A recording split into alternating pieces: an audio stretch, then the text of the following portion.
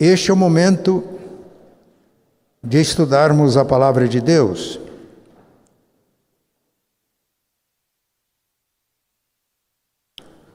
Então eu convido todos os irmãos para que peguem suas Bíblias e vamos abrir as Escrituras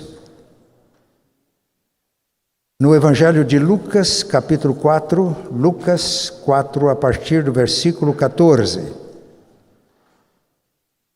Vamos agora nos aquietar para que a gente possa ouvir Deus através da sua palavra. Lucas 4, a partir do versículo 14.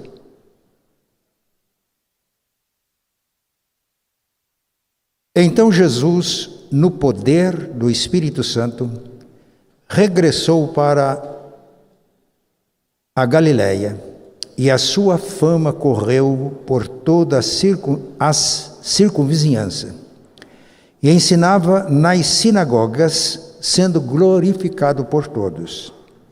Indo para Nazaré, onde fora criado, entrou num sábado na sinagoga, segundo o seu costume, e levantou-se para ler.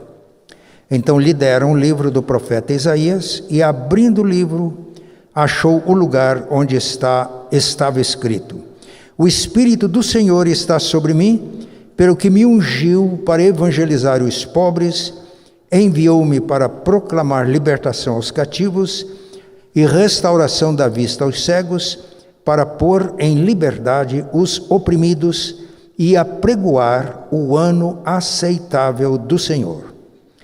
Tendo fechado o livro, devolveu-o ao assistente, sentou-se, e todos na sinagoga tinham os olhos fitos nele.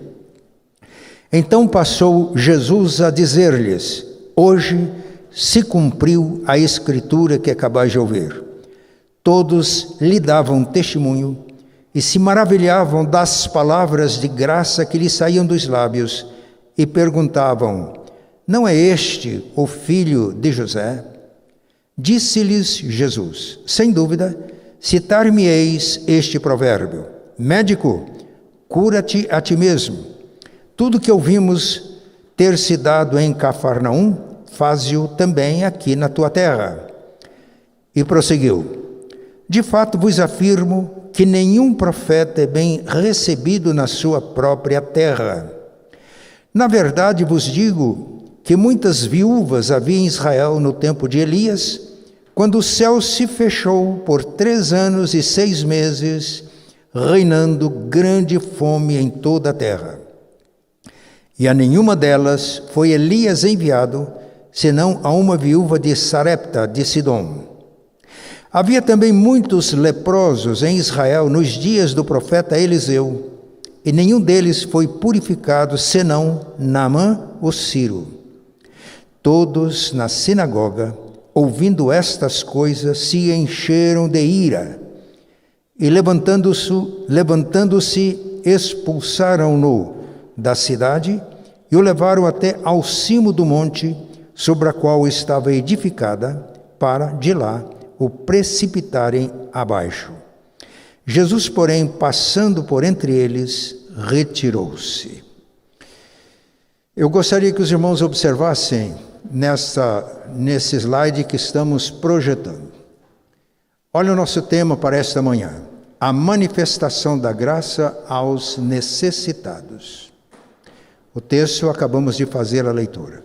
Estamos projetando 2 figuras. Uma é de Zaqueu. A história é muito conhecida. Ele está na árvore, subiu na árvore para conseguir ver Jesus, que estava passando por Jericó, a cidade onde ele morava. A outra é de Bartimeu, cego, mendigo. E a pergunta que eu faço é esta: qual deles era o necessitado? Zaqueu ou Bartimeu? Qual seria a resposta?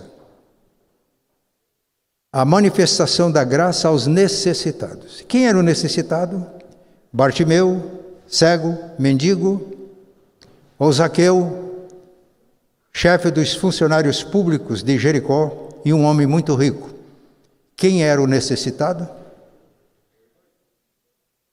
Ok, estão passando o teste.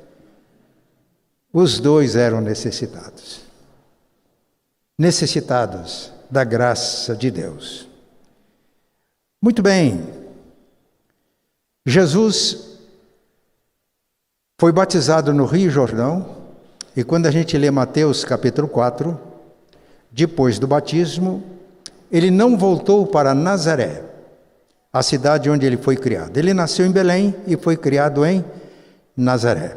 Mas ele foi para Cafarnaum, uma cidade à margem do mar da Galileia, ou do lago da Galileia, e fixou residência lá. Mateus nos dá esta informação. E fez um extraordinário ministério em Cafarnaum. Se lermos o Evangelho de Marcos, no capítulo 1 até o capítulo 6, Jesus ensinava na sinagoga de Cafarnaum e as pessoas se admiravam, porque ele ensinava como quem tinha autoridade, não como os escribas, que eram os mestres que ensinavam nas sinagogas. Ele estava ensinando na sinagoga e manifestou-se um demônio, uma pessoa endemoniada. Ele expulsou o demônio. E as pessoas ficavam admiradas. Que autoridade é essa? Ele manda e os demônios obedecem. Em Cafarnaum, ele curou a sogra de Pedro. Em Cafarnaum, ele curou aquele paralítico que foi levado a ele por 4 pessoas e causou uma grande admiração. Demonstrou que ele tinha poder para perdoar pecados. E não só o paralítico curado, mas todas as pessoas presentes glorificavam a Deus. Mas em Cafarnaum ele curou ainda aquela mulher que tinha um fluxo de sangue, que se aproximou dele e ela pensou: se eu tão somente tocar nas suas vestes, serei curado. Jesus percebeu o toque, procurou a pessoa e ela, temerosa porque o poder dele operou na vida dela, ela foi curada. E Jesus disse: filha, é grande a tua fé, você está livre do teu mal. Foi em Cafarnaum que ele ressuscitou a filha de Dorcas, menina de 12 anos. Jairo era um líder da sinagoga de Cafarnaum. Ele procurou a Jesus, prostrou-se diante de Jesus, adorou. Ele reconhecia quem era Jesus. Por favor, dá uma passadinha lá em casa, minha filha está doente à morte. Mas Jesus, atendendo pessoas, demorou. E alguém chega para ele e diz: Jairo, não incomode mais o mestre, a tua filha morreu. E Jesus o encorajou. Olhou para ele e disse: não tema, não tenha medo. Tenha fé, creia. E Jesus foi à casa de Lázaro. Então, tudo isso aconteceu em Cafarnaum, onde ele tinha fixado a sua residência. O ministério dele era itinerante. Mas Cafarnaum foi o quartel-general das atividades do ministério de Jesus, o nosso Senhor. Mas o texto lido diz que ele foi para Nazaré, onde ele foi criado. E como de costume, sábado, ele foi à sinagoga. Os irmãos imaginam, ele foi convidado para ministrar a palavra. É como se alguém estivesse dando uma aula de matemática e chegasse Einstein. O professor diz: por favor, professor, o espaço é seu. Porque a essa altura, já tinham passado cerca de 2 anos do ministério do Senhor, ele era conhecido, glorificado por muitos, reconhecido. Agora chegou na sua terra, vem ensinar na sua sinagoga. Foi dado a ele o livro do profeta Isaías. Jesus não procurou uma passagem para ler, porque nas sinagogas, todos os sábados, era feita a leitura da lei, era feita a leitura dos profetas e a leitura de outros escritos, como Salmos, Provérbios. As sinagogas eram abundantes. Surgiram durante o exílio de Israel na Babilônia. O templo foi destruído por Nabucodonosor. Mesmo os que permaneceram em Israel não tinham mais o templo para adorar. O cativeiro de 70 anos na Babilônia, então surgiram as sinagogas. A sinagoga não era lugar de oferecer sacrifícios, era no templo. Mas a sinagoga era lugar de ensino. E quando chegava sábado de manhã, eles não passavam 1h30 como nós aqui, né? No culto de domingo de manhã. E alguém já me divertiu, pastor, se passar de meio-dia a coisa já começa a apertar aqui.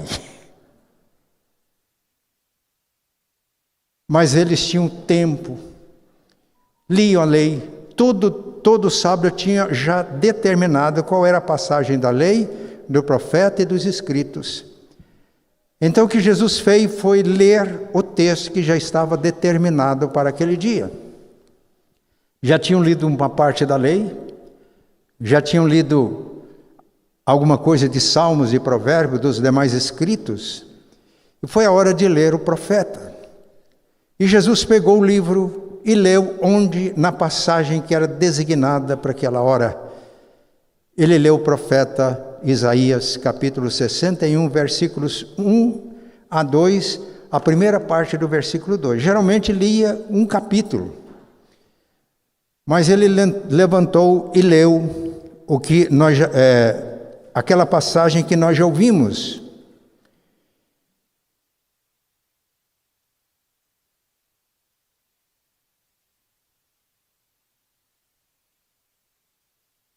O Espírito do Senhor está sobre mim, porque me ungiu para evangelizar os pobres, enviou-me para proclamar libertação aos cativos, restauração da vista aos cegos, para pôr em liberdade os oprimidos. Não leu a segunda parte de Isaías 61, do versículo 2. Por uma razão muito simples. Ele terminou de ler. Os irmãos cronometraram quanto tempo levou para ler isso aqui? Foram alguns segundos, né? Ele não leu todo o capítulo, nem o versículo 2. Ele leu só a primeira parte e sentou. E todos na sinagoga tinham os olhos fitos nele. O mestre lia, o rabi, quem ensinara a palavra, lia de pé, mas ensinava sentado. Lembra do Sermão do Monte? Subiram ao monte, Jesus assentou-se, ele é o mestre, aproximaram-se os seus discípulos e ele passou a ensinar. E a primeira coisa que ele disse quando sentou-se, olhou para todos e disse: hoje se cumpriu esta escritura que vocês acabaram de ouvir. O Espírito do Senhor está sobre mim, ele me ungiu para cumprir esta missão: evangelizar os pobres, proclamar libertação aos cativos, restaurar a vista aos cegos, a pôr em liberdade os oprimidos e a pregoar o ano aceitável do Senhor. O ano aceitável do Senhor era uma referência ao ano de jubileu, quando as pessoas que tinham dívidas eram perdoadas. Quando pessoas tinham vendido as suas terras, voltavam à posse de suas terras. O Espírito do Senhor, o Espírito de Jeová, me ungiu. E a palavra Cristo é uma palavra grega, que não é traduzida, significa ungido. E a palavra hebraica é Messias, significa também ungido. No Antigo Testamento, reis, profetas e sacerdotes eram ungidos com óleo para exercer a sua função. Nós temos um salmo que diz: não maltrateis os meus ungidos. Se a gente fosse colocar no original grego, seria: não maltrateis os meus Cristos. Não maltrateis os meus Messias. Mas havia a promessa de que Deus enviaria o ungido. Não seria mais um ungido. Dois ungidos, seria o ungido. Nós já vimos aqui a confissão de Pedro: tu és o Cristo. Tu és o Filho de Deus. Jesus exerce no seu ofício as funções de sacerdote, rei e profeta. Não como um dos ungidos, mas como o ungido. Ele está aqui, chegou. Os que participavam da sinagoga de Nazaré já tinham ouvido o ensino. Vem ungido, vai chegar, vamos esperar. E agora diz: chegou, está aqui. Ele foi para Nazaré depois de algum tempo, já tinha ministrado em Cafarnaum, em toda a Galileia.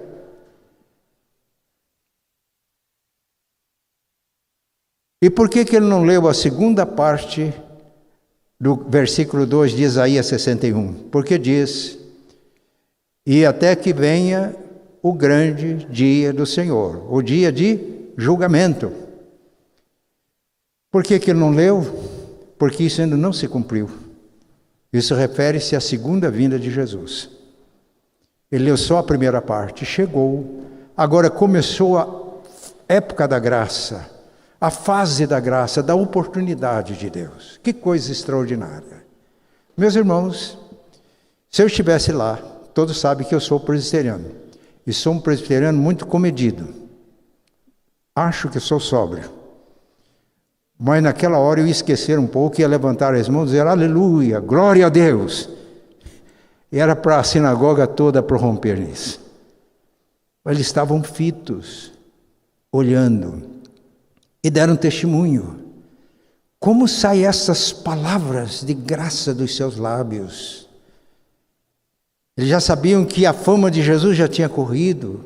Quando ele ensinava, ele tinha autoridade no ensino, poderes miraculosos aconteciam, tudo isso.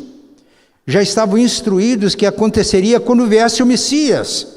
Agora está ali onde ele foi criado. Nós não temos nenhuma informação na Bíblia de Jesus, desde os 12 anos de idade, quando ele foi com os pais à Páscoa, a festa da Páscoa no templo em Jerusalém, conversou, discutiu com doutores da lei, até o batismo. Ele batizou-se, tinha cerca de 30 anos de idade, quando ele foi ao Rio Jordão. Mas o texto diz que ele cresceu em Nazaré. Mas se lermos os evangelhos, o que é que eles perguntaram agora? O que está acontecendo? Esse não é o filho de José? É esse que está aí. Quem ele pensa que é? O Messias?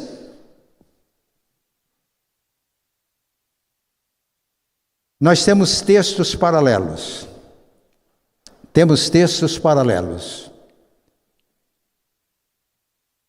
Marcos 6 e Mateus 13.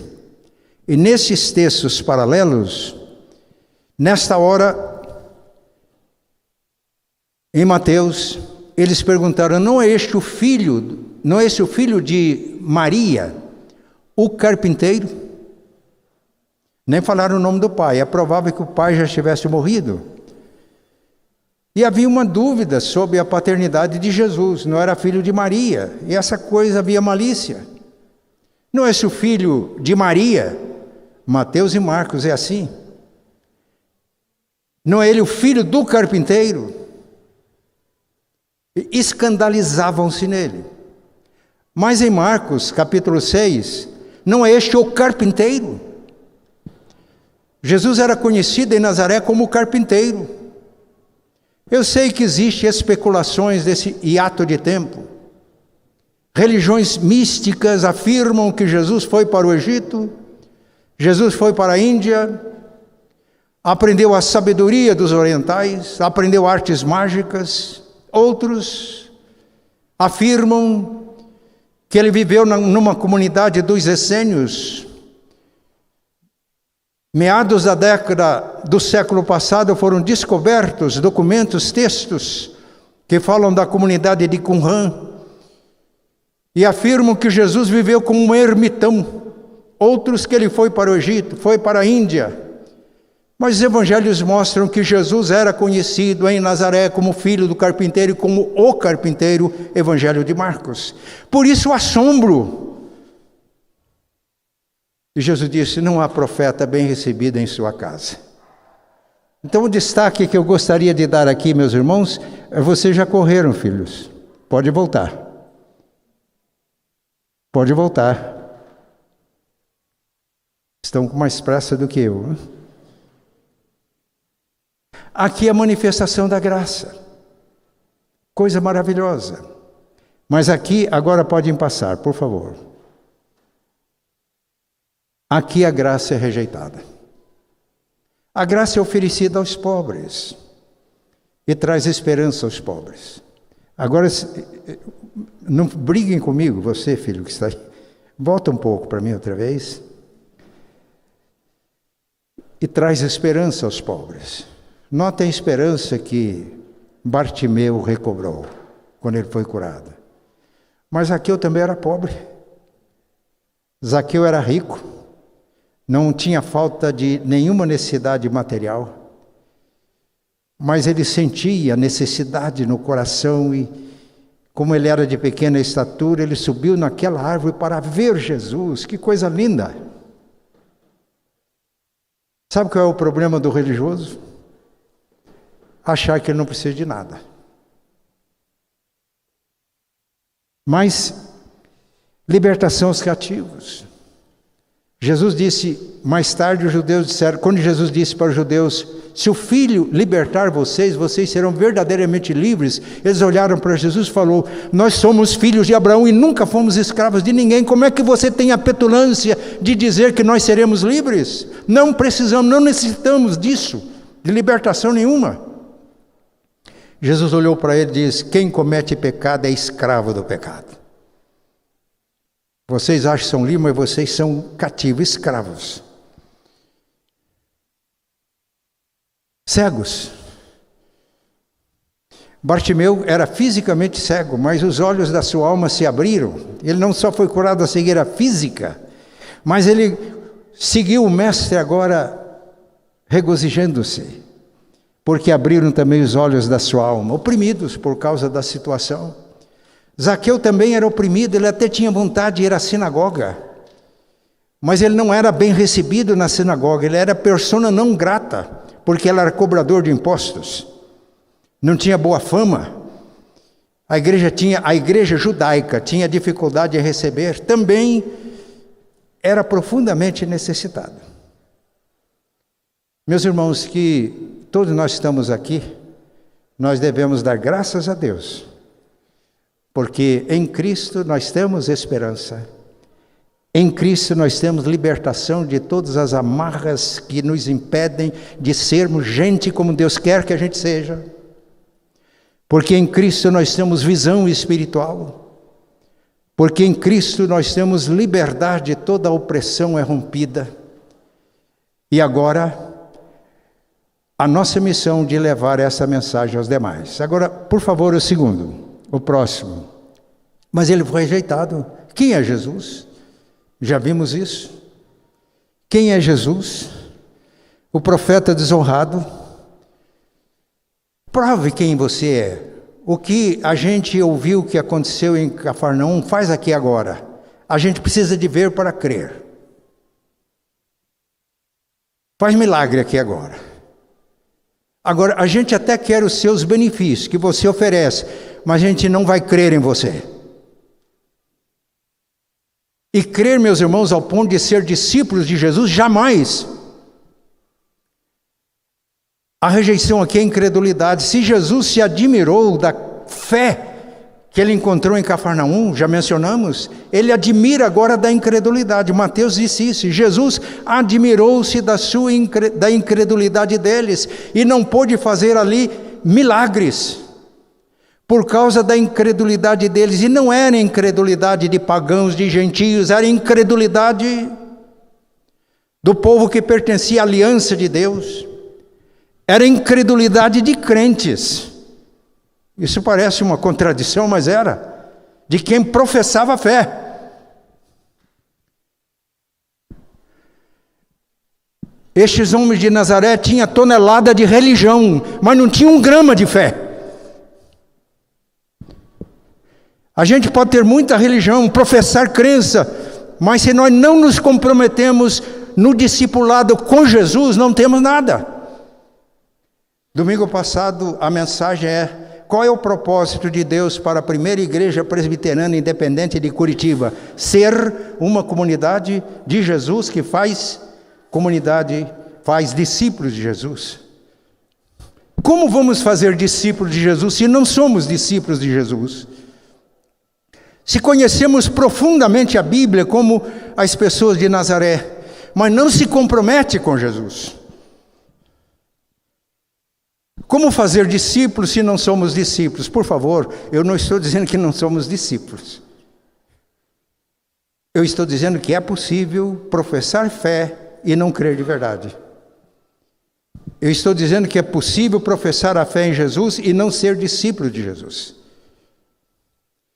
E o propósito de Deus é que sejamos discípulos de Jesus. Essa fé que nos leva ao compromisso. Essa fé que não quer apenas os benefícios que Jesus nos dá.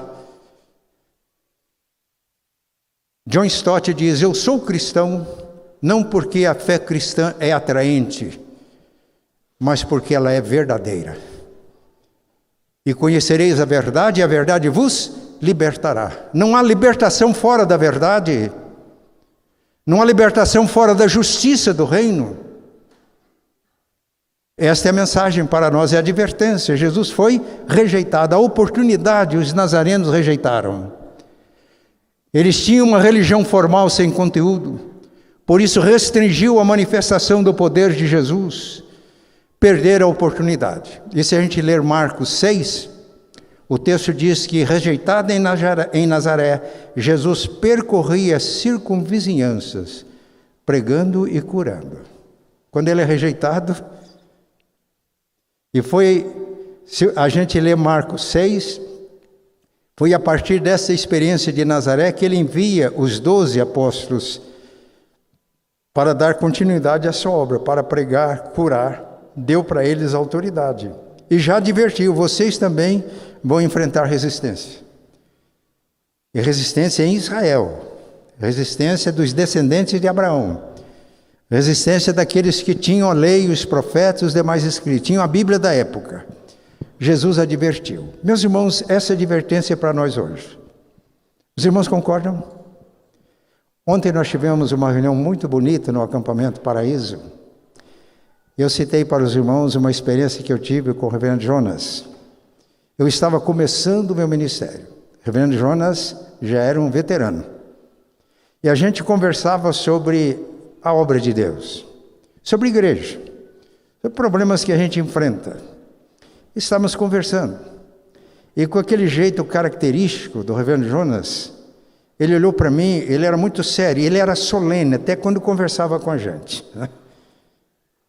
Ele olhou para mim e disse: o pastor, quem conheceu o reverendo Jonas, o pastor, antes e acima de tudo, tem que ser crente. E aí ele olhou para mim bem, crente até as raízes do cabelo. Porque o que impede a manifestação do poder de Jesus, da obra de Jesus, é a nossa incredulidade. Irmãos, eu jamais esqueci essa mensagem. Essa mensagem é para todos nós. Autoridade no ensino e autoridade para realizar sinais e prodígios. Jesus não pôde fazer ali muitos milagres por causa da incredulidade dele. Isso nos priva de bênçãos e priva outras pessoas de bênção. Porque quando cremos e o Senhor se manifesta, o ensino com autoridade e a manifestação dos sinais do reino, isso leva muitas pessoas à conversão. Que Deus nos ajude. Mas a extensão da graça, quando é rejeitado aqui, já vimos que em Marcos 6, ele então foi para as circunvizinhanças e deixou lições da história. Ele diz: um profeta não é honrado a não ser na sua casa.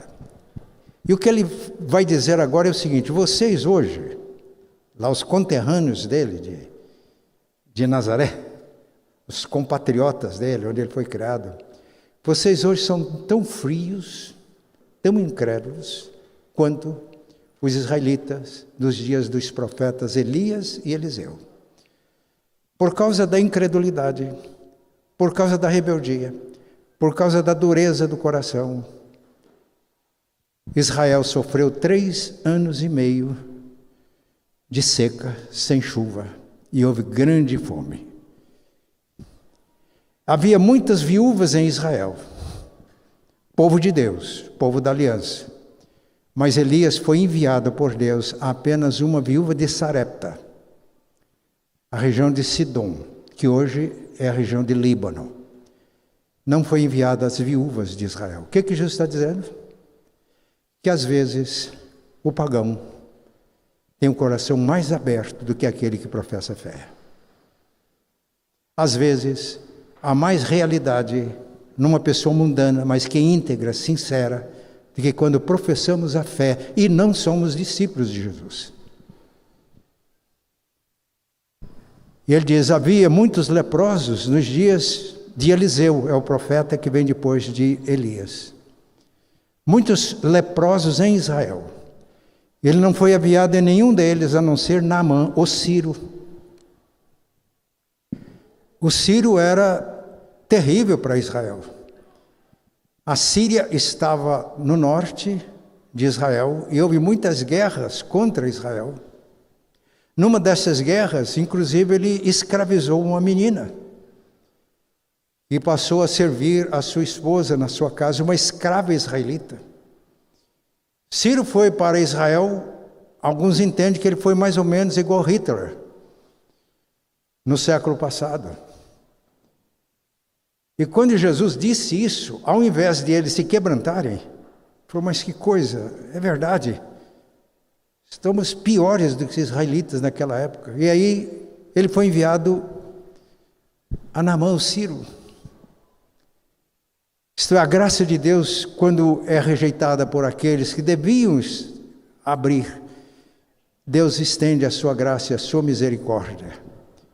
Meus irmãos, isso é motivo de regozijo, de alegria, porque Ele não falha.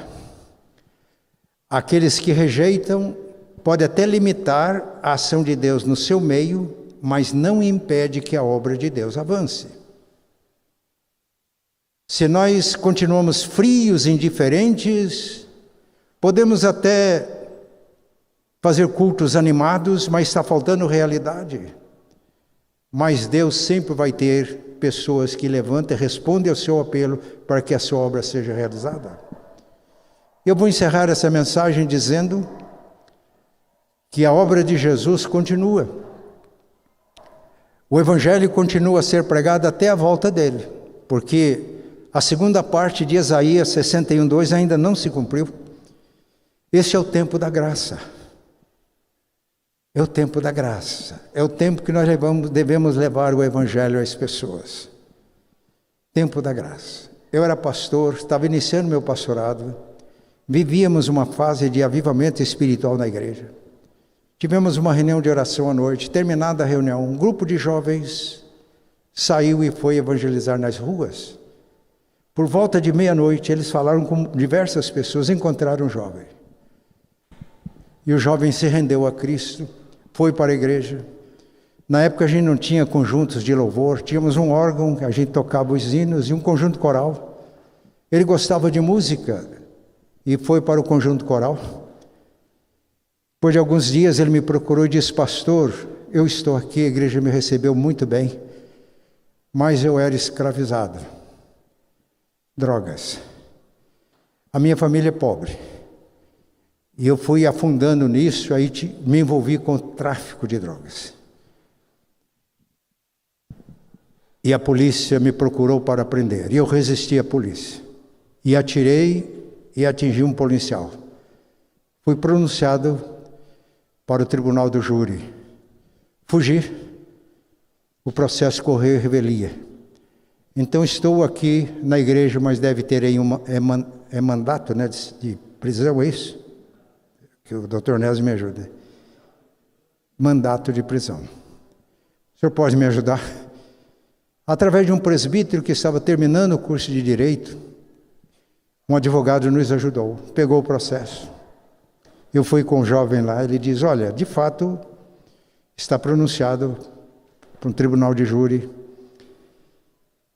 mas daqui uns 2 anos prescreve isso aqui, você tem que se aguentar? Eu olhei para ele, ele olhou para mim, ele falou, não, com a justiça de Deus eu já resolvi. Eu aprendi que Deus me ama tanto, que deu o Filho dele em meu lugar, para que todos esses pecados fossem perdoados. Eu estou em comunhão com Ele. Agora eu quero acertar com a justiça dos homens. Notem que aqueles jovens da igreja estão dando continuidade ao ministério de Jesus. Os olhos procurando os aflitos, os pés indo em busca. Aí o advogado nos orientou. Mas o que você vai fazer? Eu falei, eu quero acertar isso. Qual é o caminho? Você tem que se apresentar. Eu fui com o jovem no fórum da cidade. Aquele presbítero me ajudando. Encontramos o oficial de justiça. Nós contamos a história. Eu falei, mas onde está esse rapaz? Eu falei, está aqui. Mas está se apresentando? Eu falei, sim. Aí o presbítero apresentou, esse é o pastor da nossa igreja. Já acharam o mandato de prisão. Mas tem que fazer um documento lá na delegacia.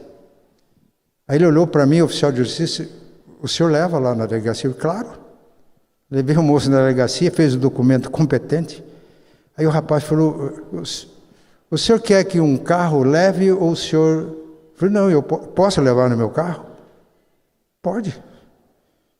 Aí levei o rapaz até a cadeia. O carcereiro abriu a porta, ele entrou. E o advogado orientou, já vamos fazer isso perto de vai ter uma sessão do tribunal de júri. E ele ficou na cadeia, preso. Aí eu pedi para aquele jovem, vamos orar, para que esse moço que já acertou com a justiça divina, ele recebeu as boas novas, não rejeitou a graça. E oramos. Chegou o dia do tribunal, da sessão. Lá estava o rapaz, e quando o juiz aqui, o doutor, se eu erro aqui, o doutor Onésio me ajuda, né? Ele leu aqueles quesitos da acusação. Sabe o que ele fez, doutor Onésio? Ele olhou para o juiz e falou, tudo isso é verdade. Aí o promotor historiou a situação e disse, eu deixo na consciência dos jurados. Um advogado criminalista da cidade soube da história e se ofereceu, não, eu quero defender esse rapaz. E aí se inteirou de tudo que tinha acontecido. Foi rápido aquela sessão do tribunal. Aí ele diz, olha, a minha tese é que esse jovem está regenerado. Ele trocou os ambientes de perdição por ambiente de igreja. Ele trocou o revólver que atirou no policial por uma Bíblia. Ele deixou as baladas, as músicas mundanas para cantar num coral de igreja. Eu disse, esse jovem está regenerado. Ele já pagou. Viveu foragido. Tem que se virar. Eu sei o que ele tentou fazer nessa fase. Veio o veredito. 7-0. Um presbítero da igreja trabalhava com mocidade. E quando é 7-0, já sai ali, né? Já um alvará de soltura. E a mocidade da igreja foi com esse jovem até a casa do presbítero. Que festa naquela tarde. Esse jovem estudou teologia, foi ordenado pastor, estudou direito. Isso é o evangelho. É a verdade do evangelho. Quando o advogado diz, você pode continuar aí, tem jeito de arrumar documento, vamos esperar a prescrição. Eu falo, não. E conhecereis a verdade, e a verdade vos libertará. Você tem alguém que vai te defender? Eu falo, não, a minha família é pobre. A irmã dele era uma costureira, não era alta costura. A mãe era viúva. Não tem. Mas a justiça cuida disso, ele disse. Mas um advogado criminalista soube, voluntariamente o defendeu. Isso é evangelho. Evangelho, proclamação aos pobres.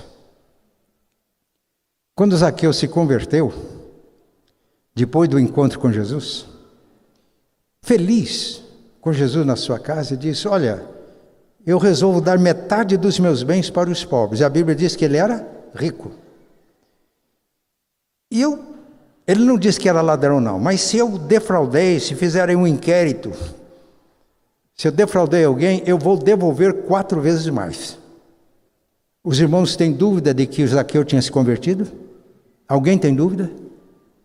Mas aqui também está a solução para atender às necessidades dos pobres. Quando uma pessoa que tem recursos se converte verdadeiramente, o dinheiro não é mais o Deus dele. Ele abre os bolsos para atender necessitados. O Evangelho é a resposta. E Jesus disse, depois de ressuscitado e antes da sua ascensão: assim como o Pai me enviou, eu envio vocês. Os irmãos perceberam que privilégio? Eu fico feliz. Talvez a gente pudesse até ouvir assim: glória a Deus, aleluia. Somos enviados por Jesus como ele foi enviado pelo Pai. Eu contei uma experiência de jovens da igreja, numa reunião de oração, e na reunião de oração eles foram tocados pelo amor do Pai, que encheu o coração deles. Depois da reunião saíram pelas ruas da cidade, buscando o pobre, buscando o oprimido, buscando o cativo. Falaram muitos, mas eu dei o testemunho de alguém que aceitou a graça, foi salvo.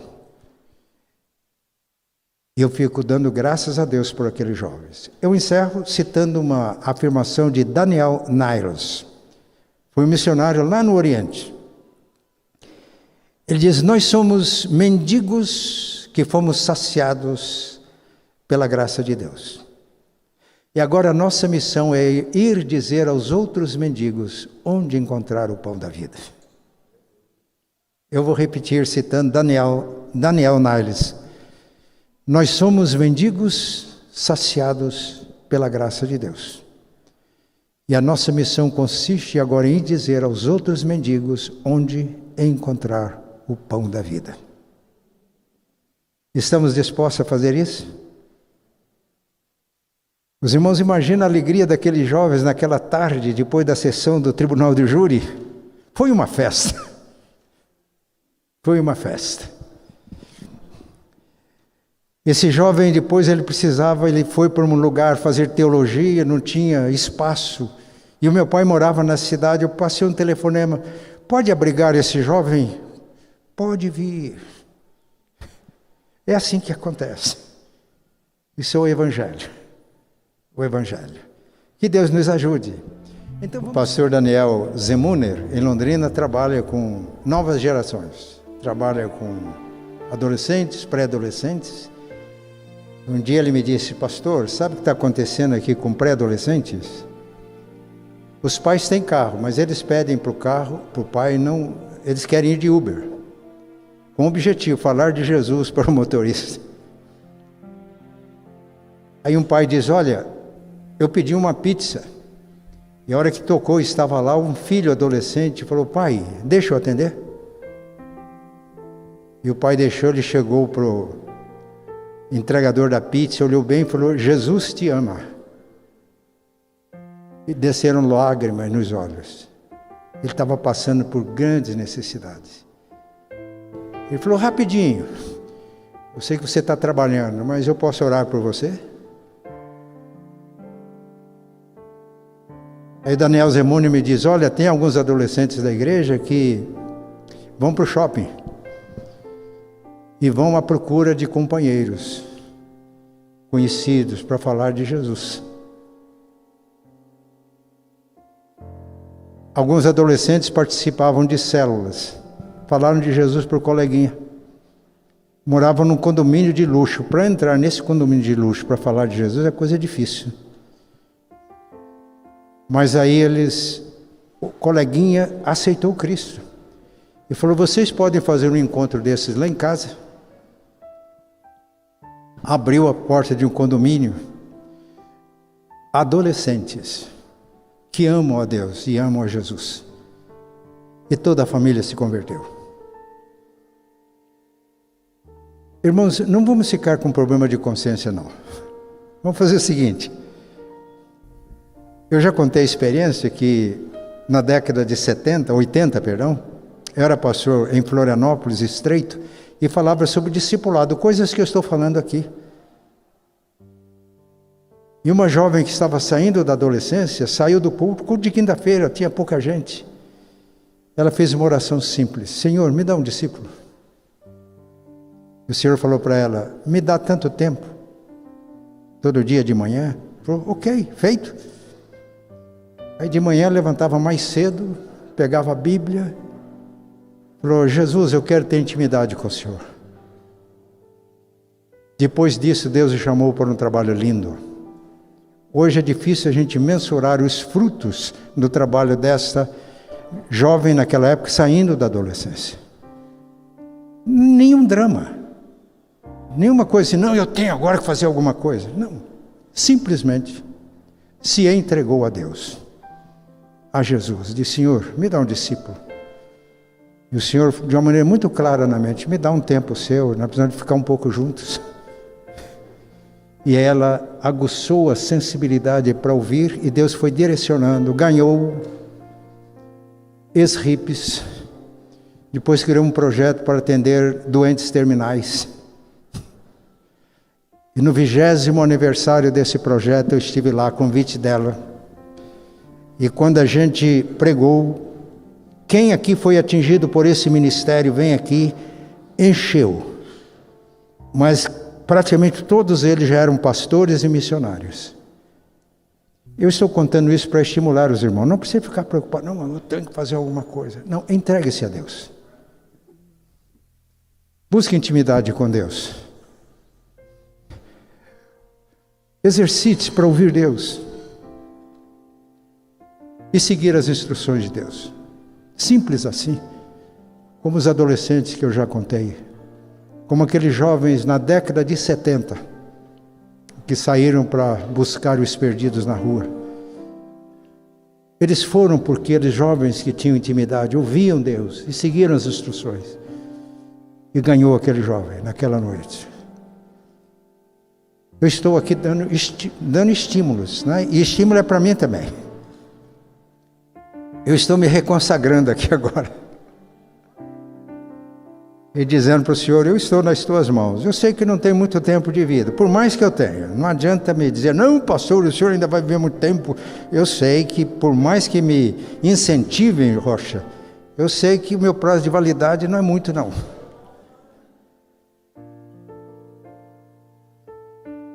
Os irmãos sabem a minha idade, mas eu quero, nesses dias que ainda tenho, me entregar inteiramente ao Senhor. Eu quero que Ele fale comigo, que me direcione, porque é um privilégio inaudito ser discípulo de Jesus e fazer discípulo de Jesus. Os irmãos também querem isso? Hoje nós estamos encerrando a série de mensagem de evangelização orientada para as necessidades. Nós vamos encerrar como fizemos nos 2 domingos anteriores. Jesus, quando ele orava para o céu. Eu olhei agora e vi a irmã Elce. Irmã Elce, aquela vigília do dia 19, certo? Vou pedir para vocês que o assunto principal seja esse, tá? Jesus olhava para os céus, olhos abertos, e orava. Eu vou fazer isso agora, se quiserem me acompanhar, esse é o gesto. Não precisa de vir aqui à frente, mas olhem para o alto, como se estivesse olhando. Levante as mãos. Pai, em Cafarnaum Jesus fez milagres, prodígios, e admirou-se da fé que ele encontrou. Mas em Nazaré, onde ele foi criado, ele foi rejeitado. Mas a graça continua, Pai. E Jesus percorria as aldeias circunvizinhas. Ele lembrou que no passado, quando os israelitas tinham um coração duro, ele alcançou os gentios, a viúva de Sarepta, Naamã, o comandante do exército sírio que era leproso. Ele foi curado da lepra e se converteu. Ele levou terra de Israel para fazer um altar lá em Damasco, para adorar ao Pai. Este é o Evangelho. Jesus disse: assim como ele foi enviado por ti, ó Pai, ele nos envia. Somos enviados de Jesus. E agora, Pai, nesta manhã estamos colocando as nossas vidas no teu altar, pedindo que o Senhor fale conosco. Nós não queremos ativismo evangelístico, não queremos criar muitas atividades evangelísticas, mas nós nos colocamos no teu altar para seguirmos as tuas instruções e para que a tua glória seja manifestada. Oramos agradecidos em nome de Jesus. Amém. E que a graça de nosso Senhor e Salvador Jesus, o amor de Deus, nosso eterno Pai, as consolações do Espírito Santo sejam com todos aqui e com todo o povo de Deus, hoje e sempre. Amém.